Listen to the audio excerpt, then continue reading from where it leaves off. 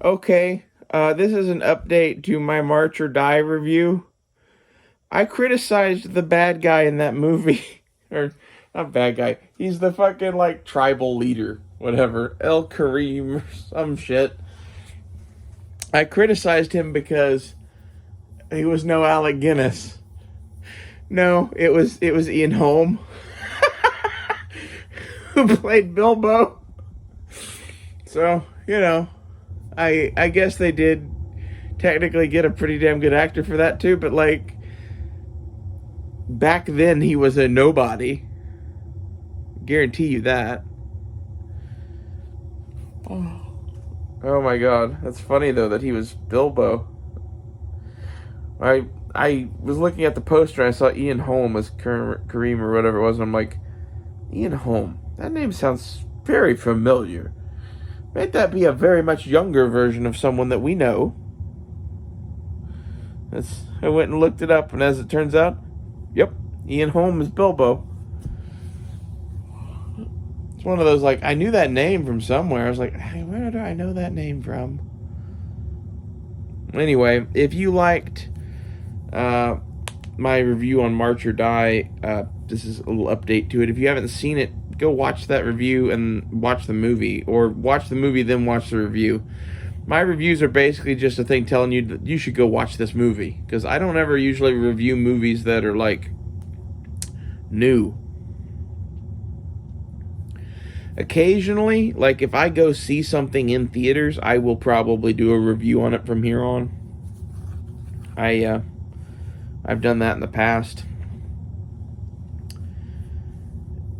But if I review an old movie like this, it's basically just a thing saying go watch it. And I'm not going to make videos on bad movies usually, unless it's like something that is particularly bad for some reason, or like everybody else likes it but I hate it. Like I could make a video on Blade Runner. I love Blade Runner in some ways. I also hate it in some ways. I'm one of the people that's kind of neutral on it. I like the future noir kind of shit that it had going in it. I just don't think it's cool enough to fucking make up for a boring ass movie. There's several moments in it that are great, and like depending on which cut of the film that you find, it can affect much about it. Like that's half of my things. I don't know which version to watch anymore. And the one that everybody else likes, the ultimate fucking longest shit edition, probably isn't the one for me. I want to see the theatrical cut, probably. That, I don't know about that. Maybe they ruined it by cutting key parts out or something, but like, I don't know. Not my kind of flick. If you like my movie reviews, cool. I'm going to try to do more of these. Especially, I keep finding old movies on YouTube free.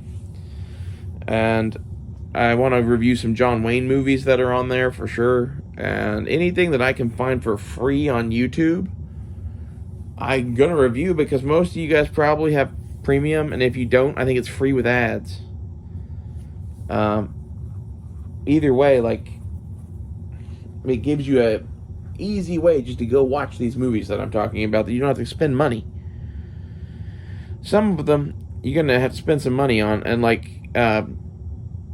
right now Red Dawn is free on YouTube, so you should go watch that shit. But I was going to say that there's several movies that are just worth buying on a hard copy. If I talk about it on the regular, you should probably own a hard copy of it. Some of these I don't even own hard copies of. They're like Conan. I don't own a hard copy of right now. I have digitals, but anyway, the movies that I talk about all the time are like Red Dawn, Conan, Jeremiah Johnson, True Grit, Outlaw Josie Wales, a handful of others. I have to make a list.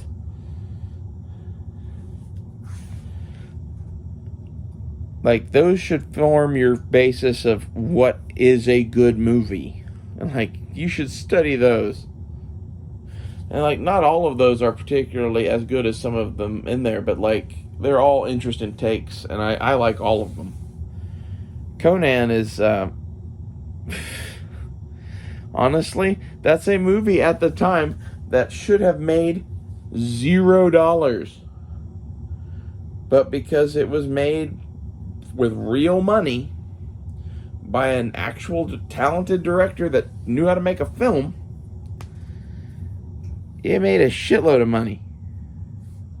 There's several of those John Milius movies that they made a lot of money, and that's why they kept him making movies for as long as they did.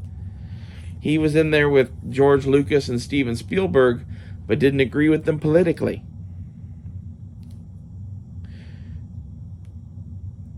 That's why I focus so much on his shit. It's like, he's the fucking counterculture to the counterculture. And I think that's what we need to be. Right now, the counterculture has taken over America. That's what this is. This is the counterculture from the 1960s bearing fruit in the here and now. What I would like to do is keep planting the fucking freedom seeds that are watching fucking Red Dawn and Conan back to back. Especially Red Dawn, Conan, Jeremiah Johnson, Outlaw Josie Wales. Like, there's a reason I tell you to watch the movies I tell you to watch.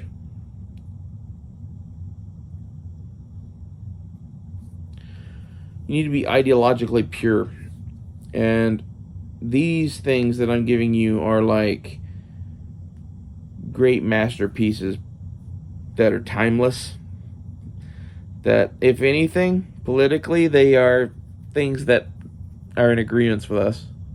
You'll see a lot of shit in there from, like, the Outlaw Josie Wales is a Southern rebel renegade. Anyone who opposes the fucking feds to some extent is someone that you should study. And, like, we could talk about we could talk about, I think was it Ted Kaczynski in his own words? I want to talk about someone who opposed the federal government. Not everything is fucking sunshine and rainbows, and, like, I'm not gonna always recommend stuff to you that is stuff everybody should watch. When I do that, I'll fucking say that, but, like, we're building a, like, core basis of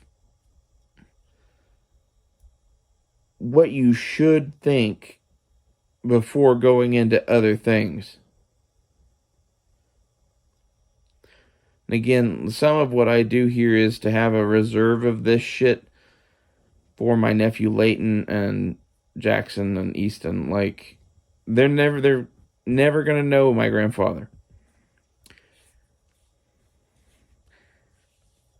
And this channel is just a bunch of him. Warts and all. And I don't know, I kind of view it as like there's a chance that I die, but the channel doesn't, and fucking Google, YouTube survives the war or whatever, and maybe one of them could find this. So the movie reviews that I do are kind of aimed at them. And the rest of y'all are just along for the ride. And when I find something like March or Die, like, goddamn.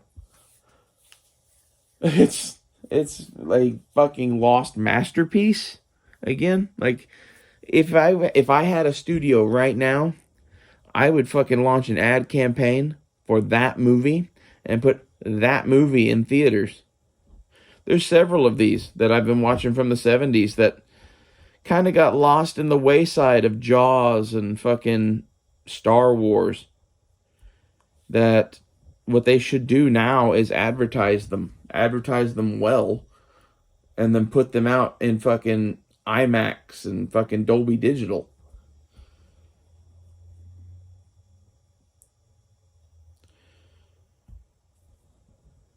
We're pulling shit from the vault that you've never heard of.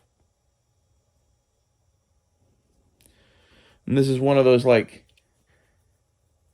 the way I would advertise it is The Wind and the Lion, starring Sean Connery. And I would advertise it as a new movie. I'd advertise, March or Die the same way. Gene Hackman. It's Gene Hackman in his prime. and he's good. Like there's nothing bad about the movie. There's no reason that no one should have seen this. It's like, not everyone is into French Foreign Legion movies. Got that. At the same time, it's a beautiful story. The whole thing.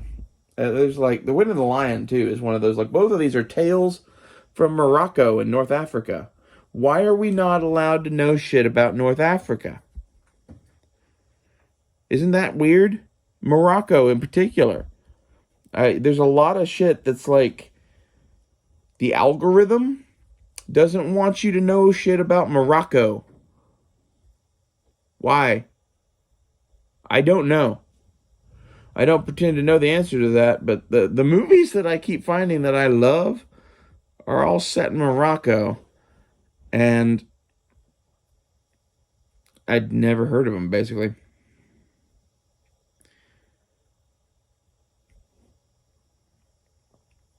Maybe this is just I'm a product of the times I grew up in, and like Arabian kind of stuff was not popular. And like maybe that's just a sign of how much of a fucking propaganda state we live in.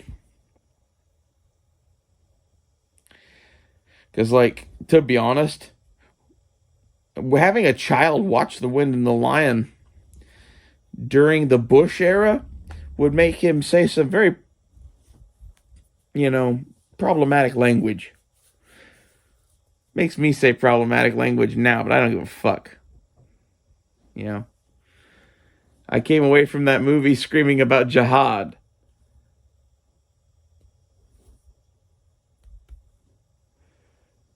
As you should. Like,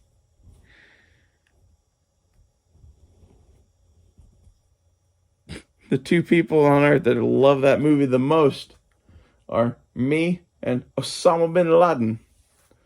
And, that's I don't know how you make a movie that appeals to both of us, but John Milius managed to do it. I guarantee you Osama bin Laden's favorite movie on earth, if he ever saw it, was The Wind and the Lion. It's not about the setting, although the setting helps. It's about the message behind what they're doing. And John Milius made that movie as, look at us in our cool empire. But it shows the world as what it is. And the world, as I see it as such, is that we have an American empire with, various levels of colonization. We're trying to make the world America.